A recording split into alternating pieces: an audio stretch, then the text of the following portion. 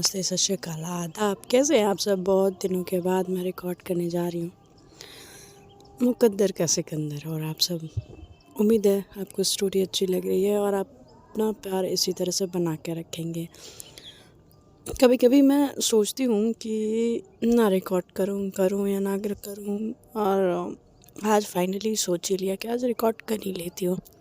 एक दिन किया भी था बट हुआ नहीं रिकॉर्ड। तो फिर दूसरे दिन कोशिश किया तो रिकॉर्ड हुआ भी, मगर फ़ोन से ही डिलीट हो गया, पूरा फ़ोन ही डिलीट हो गया। तो या मेरी बदकिस्मती कह लें या आपकी बदकिस्मती कह लें, जो भी है कुल मिला के ख़राब हो गया था।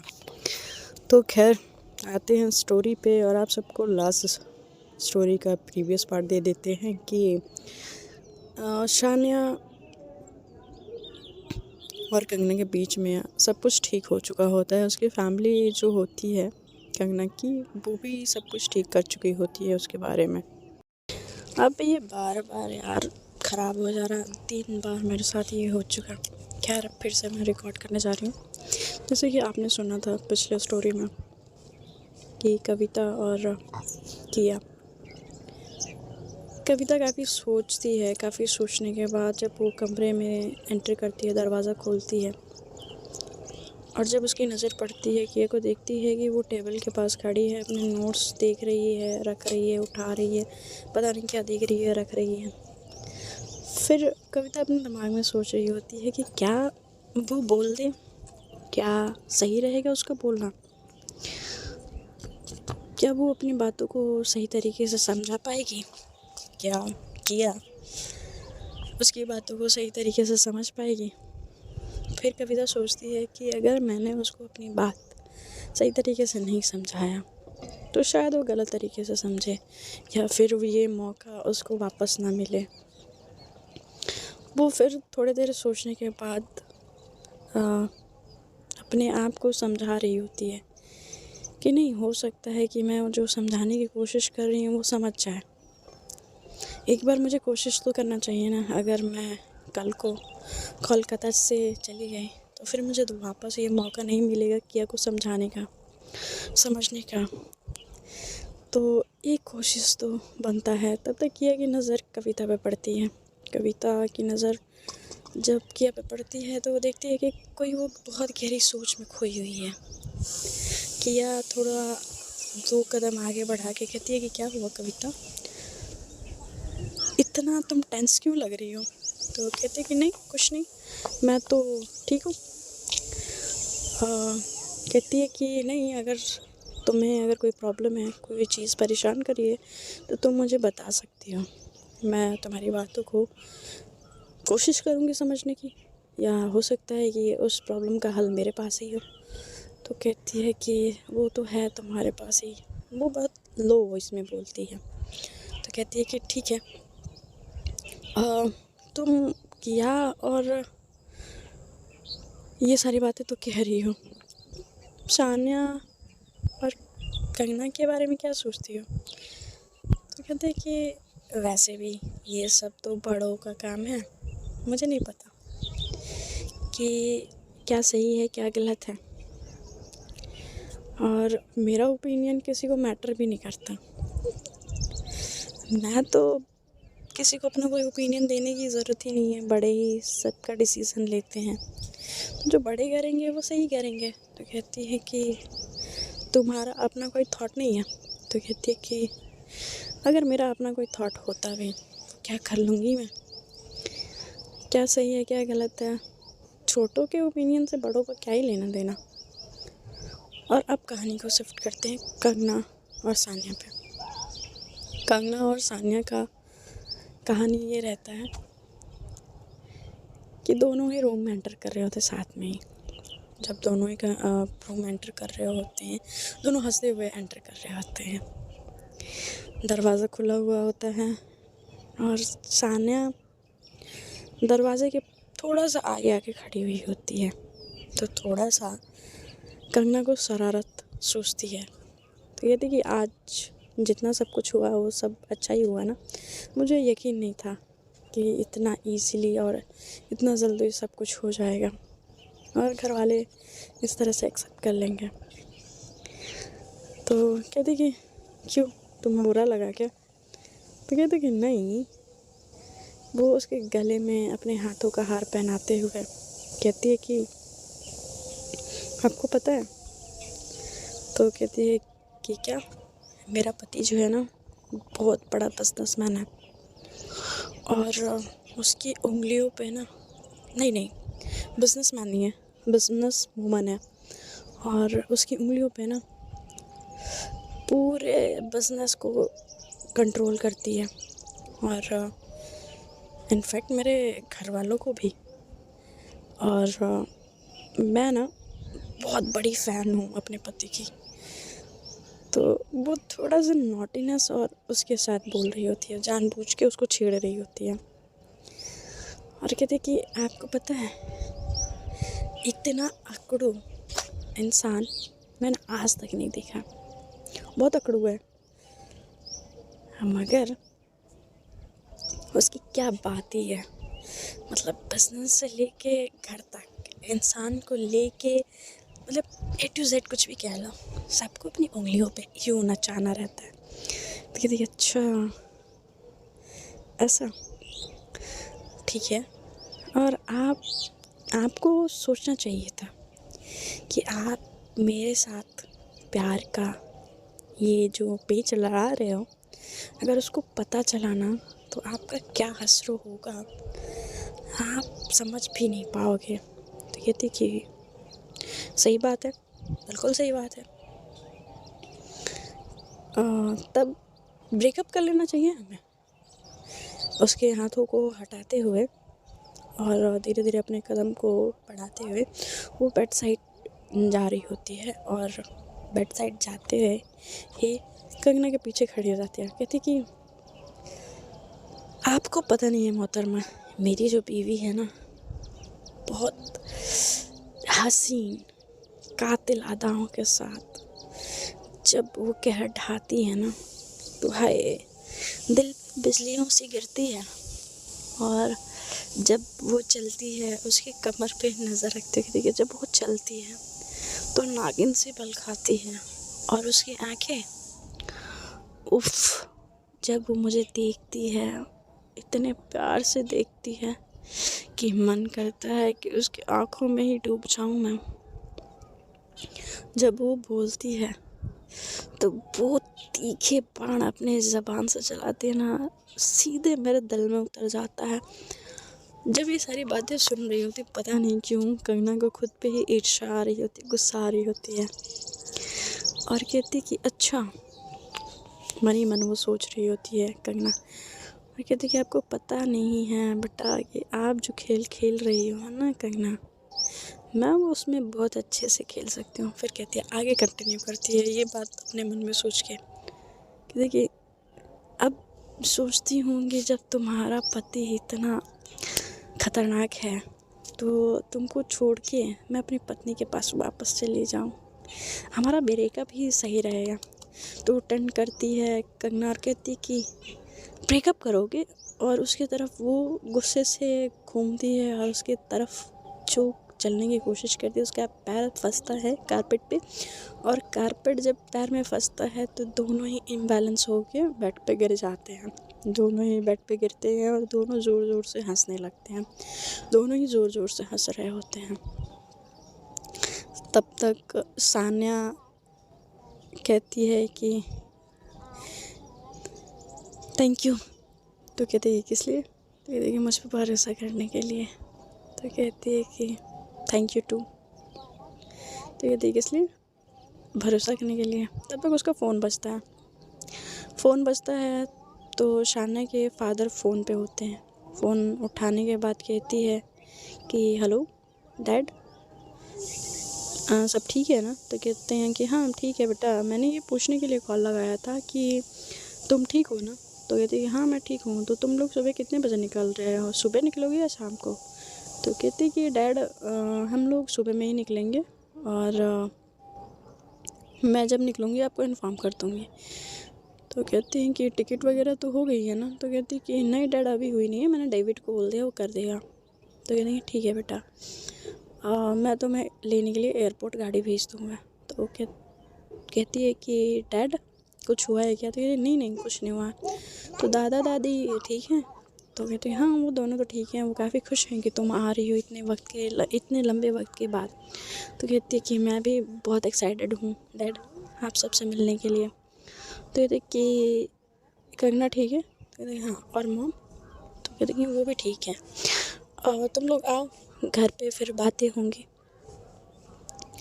तो अपने डैड को रोकते हुए कहती है डैड अंश और अंशु ठीक है? तो कहते हैं कि हाँ वो दोनों भी ठीक है बेटा, तुम आ जाओ तो घर पे बातें होंगी। कहते हैं कि ठीक है। वो फ़ोन कट कर देते हैं। फ़ोन कट करके ऐसे वो बेड पे लेटे लेटे ही जब बात कर रही होती है तो फिर कंगना को बड़ा टाइट सा हग करती है। वो जब टाइट सा हग करती है तो उसका जो रूम का दरवाज़ा होता है वो खुला होता है। जब वो खुला होता है तो दरवाज़े पे नॉक रितु करती है। रितु जब नॉक करती है वो दोनों ही हड़बड़ा के अलग अलग हो जाते हैं, अलग होके खड़े हो जाते हैं। जब रितु को देखते हैं दोनों का रिएक्शन अलग होता है। कहती है कि दी आप सान्या और कंगना दोनों एक दूसरे की तरफ एक बार देखते हैं और कंगना आगे बढ़ती है और कहती है कि आइए ना दी। कहती है कि नहीं अगर तुम लोग बिज़ी हो तो मैं बाद में आती हूँ। कहती है कि नहीं नहीं कोई बिज़ी नहीं है आइए। जब वो अंदर आती है तो वो कंगना को साइड करके सान्या के पास जाती है और कहती है कि अब तो तुम इस घर की जमाई हो और पता नहीं ये कहना ठीक होगा कि नहीं होगा पर थैंक यू। तो कहते हैं कि थैंक यू की इसमें क्या बात है रितु दी, जो किया मैंने वो मेरा फ़र्ज़ है और कंगना की फैमिली मेरी फैमिली, जो मुझे सही लगा मैंने किया। और अगर जय को एहसास है कि उसकी फैमिली उसके साथ होना चाहिए तो अच्छी बात है ना। और बस मैंने थोड़ी सी कोशिश की है उसको समझाने के लिए। तो कहते कि पता नहीं क्यों मुझे कंगना से थोड़ी सी जलन हो रही है। कंगना को इतना अंडरस्टैंडिंग पार्टनर मिला है, काश सब लोग ऐसे ही समझते तो क्या बात होती। कंगना पीछे खड़ी होके ये बातें सुन रही होती है और पीछे से ही वो अपने पति की बलैया ले रही होती है। कहती कि ये इंसान मुझे मेरी फैमिली को सबको अपना बना के रखा हुआ है, कभी किसी की नज़र ना लगे हमारे रिश्ते को। और कहती कि वो दीदी सुनो मैं भी हूँ, मुझसे भी बात कर लो, सिर्फ मेरे पति से ही बात मत करो। तो कहती हाँ हाँ मुझे पता है कि तू भी है और मैं तुम दोनों को ही थैंक यू बोलने आई थी। और मुझे यकीन है कि ज़िंदगी में जो भी मतलब जो भी हो, या कोई अच्छा वक्त आए या बुरा वक्त आए, उससे कोई फ़र्क नहीं पड़ता। तुम दोनों हमेशा साथ ही रहोगे और ऐसे ही तुम्हारा साथ बना रहे, मैं इस बात के लिए प्रार्थना करूँगी। और कहती कि वैसे आप बड़ी खुश लग रही हो, क्या बात है जीजू ने आपको कोई शुभ समाचार दे दिया क्या? वो मज़े ले रहे थे। कहती कि पगली कुछ भी बोलती है। और दोनों हंस रहे होते हैं, मतलब दोनों नहीं तीनों हंस रहे होते हैं। तो रमा और संध्या जी दोनों रूम से होके गुजर रहे होते हैं तो दोनों हंसते हुए देखते हैं तो वो भी उस कमरे में एंटर हो जाते हैं। रमा जी थोड़ा करीब आती हैं रितु के और उसके सर पे हाथ फेरते हुए कहते हैं कि बेटा तू आज खुश है, तुझे ऐसे खुश होते हुए देख के मुझे बहुत खुशी हो रही है। मुझे यकीन नहीं हो रहा कि तू आज हंस रही है। तो कहती है कि हाँ माँ बात ही कुछ ऐसी है। वो बताती है कि जय उसको लेने आ रहे हैं, वो अपनी फैमिली से अब अलग रहेगा रितु को लेके। काफ़ी फैमिली वाले खुश होते हैं। तो कहती हैं कि कंगना कहती है कि इस पे तो मीठा तो बनता है। तो कहती हाँ हाँ क्यों नहीं। जो रमा जी जा रही होती हैं नीचे से मिठाई लेने के लिए तो कहती है कि नहीं नहीं मामी आप रुको, मैं लेके आती हूँ। कंगना चली जाती है और सब लोग इकट्ठे वहीं पे बैठ जाते हैं। कंगना जाती है किचन में, ट्रे और बाउल ढूंढ रही होती है। ट्रे और बाउल ढूंढती है। ट्रे और बाउल ढूंढने के बाद उसमें के गुलाब जामुन और स्पून रख रही होती है। तब तक पीछे से आवाज़ आती है कि जो तुम अभी कर रही हो ना कंगना, वो बेहद गलत है, पछताओगी तुम। वो टर्न होती है तो पीछे और कोई नहीं, उसकी माँ शालू जी खड़ी होती हैं। तो कहती कि माँ आप फिर से शुरू हो गई। आपको नहीं लगता कि ये सारी चीज़ें नहीं बोलना चाहिए आपको? आपने हर वो कोशिश की कि हमारे बीच वो दूरी, वो गलतफहमी बनी रहे। हम दोनों में वो सारी चीज़ें की कि हम दोनों एक दूसरे से दूर हो जाएं उस गलतफहमी की वजह से। पर भगवान को कुछ और ही मंजूर था। आपको ये क्यों नहीं समझ आ रहा है माँ कि जो हमेशा माँ बाप बच्चों के लिए करते हैं वो सही नहीं होता है। कभी जो बच्चे भी अपने लिए करते हैं वो सही हो सकता है। आप कल की चिंता कर रही हैं, आज की नहीं। आपकी इस इज़्ज़त ने आपने अपने पति को खो दिया, आपने अपने एक बच्चे को खो दिया, और कहीं ऐसा ना हो माँ कि इस इज़्ज़त से आप मुझे भी खो दें। आपको ये नहीं समझ आ रहा है कि इंसान आज ज़िंदा है, कल ज़िंदा रहेगा? नहीं, आज ज़िंदा है, कल ज़िंदा है कि नहीं है, परसों ज़िंदा है कि नहीं है, उसके लिए क्यों चिंता करना अभी से? आज में खुश रह लो। जब आज खुश रहोगे तो कल भी आपका खुशी से ही भरा हुआ होगा। मगर आप इस तरह से गुस्सा, ईर्ष्या, मन में द्वेष रख के आप चाहती हो कि आप अपने रिश्ते जोड़ लो, बना लो। माँ, नहीं हो पाएगा ये। आज आप मेरी नज़रों से इस तरह से गिर चुकी हो कि मैं नहीं समझ पा रही कि मैं आपसे क्या कहूँ। तो कहती कि बेटा मैंने जो भी किया तुम्हारे अच्छे के लिए किया, और जो कर रही हूँ तुम्हारे अच्छे के लिए। कह रही नहीं करिए माँ, मेरे अच्छे के लिए, मेरे लिए सही हैं और अच्छी हैं, और मैं उनके साथ खुश हूँ। ये बात अपने दिमाग में बैठा लीजिए और मुझे कुछ नहीं सुनना। और मैं कल यहाँ से चली जाऊँगी, आपको एक्सेप्ट हो या ना हो, और मैं आपके प्रपंच और आपके चालसाजी नहीं देख सकती। आपने मामा, मामी, भैया, दीदी को बोला था एक्सेप्ट करने को, वो सब लोग एक्सेप्ट कर चुके हैं। और आप, मुझे पता है कि आप कभी इस रिश्ते को एक्सेप्ट नहीं करोगे, और मैं चाहती भी नहीं हूँ आप इस रिश्ते को एक्सेप्ट करो। तो कहती कि बेटा तुम पछताओगी। तो कहती कि नहीं पछताऊँगी माँ, नहीं पछताऊँगी। और वो ट्रे उठाती है और अपनी माँ को ऐसे बोलते हुए चली जाती है। किचन से वो बोल के तो चली जाती है, बट वो सीढ़ियाँ चढ़ रही होती है अपनी माँ की बातें सुन के। वो परेशान हो चुकी होती है, और खैर अब वो कोई परेशानी नहीं चाह रही होती है। फिर थोड़ी देर के बाद वो कमरे में एंटर करती है। सबको गुलाब जामुन का एक एक जो बाउल होता है वो देते, सब लोग हंसते खेलते वो मिठाइयाँ खाते हैं, और रमा जी और संध्या जी दोनों ही काफ़ी खुश होते हैं। अब बारी होती है कहानी को शिफ्ट करते हैं कविता पे। कविता बड़ी सोचने, मतलब होता है ना कि अपने आप में ही लड़ रही होती है, बड़ी कोशिश और बड़े अपने आप को पुश करने के बाद कहती है कि कहीं डालती हूँ, वरना ज़िंदगी भर मेरे दिमाग में या मेरे जहन में ये मलाल रह जाएगा कि मैंने लास्ट बार कोशिश नहीं की।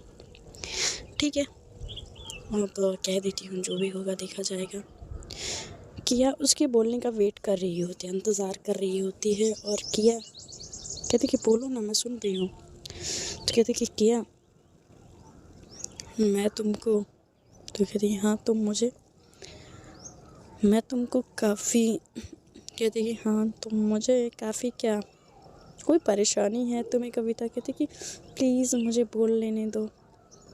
तो कहती है कि ठीक है, मैंने इस बात के लिए काफ़ी ज़्यादा अपने आप में साहस जुटाया है बोलने के लिए। अगर तुम मेरी बात को पूरी होने दोगी तो शायद मैं बोल पाऊँ। किया तो कहती ठीक है।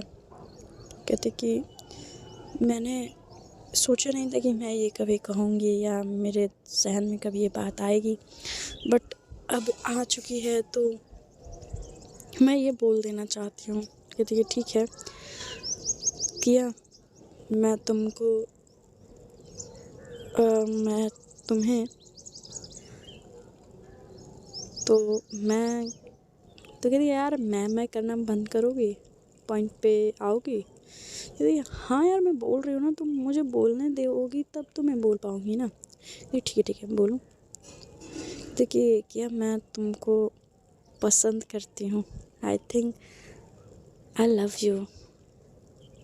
तो वो थोड़ा नज़दीक आती है और उसके गाल पे एक चाटा कस के रसीद कर देती है और वहाँ से चली जाती है। वो टेरेस पे जाके खड़े होके पता नहीं उसको क्या होता है और बड़ा खुश हो रही होती है। उसकी खुशी उसको समझ नहीं आ रही होती कैसे रिएक्ट करे, और वो रिएक्शंस कैसे आने चाहिए उसको ये भी नहीं पता होता है। अब उसको वो थप्पड़ मार चुकी होती है, देखिए कहीं मैंने उसको थप्पड़ मारा उसको बुरा तो नहीं लगा। अगर कोई प्रपोज करता है तो कोई किसी को थप्पड़ मारे तो क्या ही सोचेगा यार, किया तुमने क्या किया ये।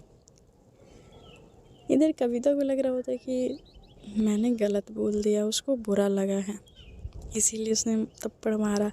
अपने गाल को पकड़े हुए सोचे जा रही होती है कि देखिए ठीक है एटलीस्ट मैंने बोला तो शायद ये मेरे तरफ से ही था, किया मेरे बारे में ऐसा कुछ नहीं सोचती। किया काफ़ी खुश होती है और कविता ये सोच रही होती है। ये अब कहानी को शिफ्ट करते हैं सान्या और कंगना पे। गुलाब जामुन सब लोग खा चुके होते हैं, रमा और संध्या जी जा चुके होते हैं, तो भी अपने कमरे में जा चुकी होती है। कंगना ट्रे बाउल रख आ चुकी होती है। अब वो कमरे में एंटर होके दरवाजे को बंद कर रही होती है, दरवाजे को लगा रही होती है वो। और जैसे ही वो दरवाज़ा लगा रही होती है तो पीछे से उसको कंगना, जब दरवाज़ा उसका होता है ना क्या कहते हैं उसको, लगा रही होती है, लॉक लगा रही होती है, लॉक लगा रही होती है तो पीछे से सानिया उसको बैक हक करती है और बैक हक करने के बाद उसको ज़ोर से अपनी बाहों में उठाती है और उसको गोल गोल घुमाने लगती है। कहती है कि क्या कर रहे हो, मुझे चक्कर आ जाएगा, छोड़ो। तो कहती कि नहीं नहीं नहीं नहीं नहीं नहीं बिल्कुल नहीं है। उसको गोल गोल घुमाया जा रही थी और थोड़ी देर के बाद रखती है और कहती है कि आज मैं बहुत खुश हूँ। सानिया बोलती है, कहती कि सनी मुझे चक्कर आ जाएगा। हाँ ऐसी बातें कर रही हो। तो कहती कि अच्छा मैं ऐसी बातें कर रही हूँ। अब ऐसे गोल गोल कौन घुमाता है, अगर गोल गोल घुमा रहे तो ऑब्वियसली ना चक्कर आएगा। तो कहती है कि बट मैं खुश हूँ और किस तरीके से मैं अपनी खुशी को दिखाऊं मुझे समझ नहीं आ रहा। फाइनली इतने दिनों के बाद हम लोग घर जा रहे हैं और यहाँ पे सब कुछ ठीक हो चुका है। पर पापा से डैड से मैंने बात की, पता नहीं क्यों उनके आवाज़ में वो परेशानी, वो टेंशन दिख रही थी मुझे। और मैंने डेविड को भी कॉल करके बोल दिया हमारी टिकट कंफर्म कराने के लिए, और हम लोग सुबह जा रहे हैं यहाँ से। काफ़ी अच्छा बुरा वक्त यहाँ पे बीता हमारा।